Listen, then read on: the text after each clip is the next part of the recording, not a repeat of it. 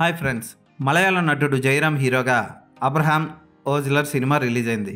ఈ సినిమా ఎలా ఉందో చూద్దాం.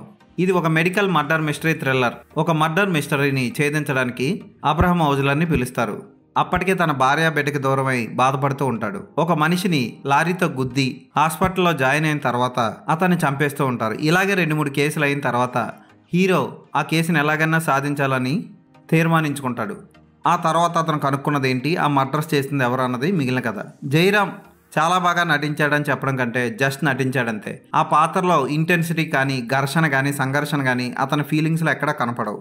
మందేసి నిద్రలో లేచి వచ్చినట్లు ఉంటుంది. ఇక ఫ్లాష్ బ్యాక్లో మమ్ముట్టి నటన అతను వచ్చిన తర్వాత కథ అంతా మారిపోతుంది. చాలా బాగా చేశారు మమ్ముట్టి, కానీ ఆయనకు ఉన్నది చాలా తక్కువ స్క్రీన్ స్పేస్. ఇక అనస్వర రాజన్ కూడా సెకండ్ హాఫ్లో వస్తుంది, కానీ ఏమంతగా ఆకట్టుకోదు, జస్ట్ వస్తుంది అంతే. ఉన్నంతసేపు అలా చూస్తాం అంతే. షాజీ కురూప్ నటించడానికి సీన్లు లేవు, కెమెరా బాగుంది, స్క్రీన్ ప్లేలో కొంచెం వేగం పెరిగి ఉంటే బాగుండు. అలెగ్జాండర్ పాత్ర వచ్చి కథను తిప్పేస్తుంది, కానీ అక్కడి నుంచి కూడా సినిమా వేగం పుంజుకోకుండా స్లోగానే ఎండ్ అవుతుంది. క్లైమాక్స్ పర్వాలేదు అనిపిస్తాడు దర్శకుడు.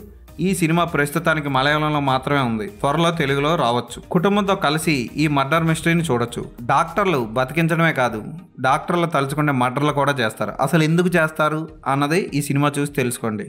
ఈ సినిమాకి నేను ఇచ్చే రేటింగ్ 3.5/5.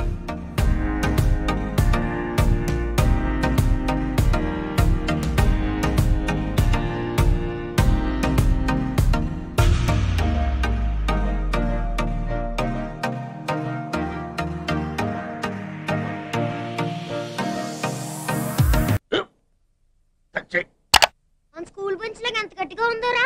కొట్రా, కొట్టు, పర్లేదు, కొట్టు. పెట్టేసింది బాబాయ్. ఏంటి నువ్వు కొడతావా? కమా బిట్ మీ యార్. వద్దు బాబాయ్. వాడిని నేను కొట్టడం లేదమ్మా, వాడినే నన్ను కొట్టమంటున్నాను. నువ్వేం కంగారు పడక్కర్లేదు. అడుగుతావేంటి?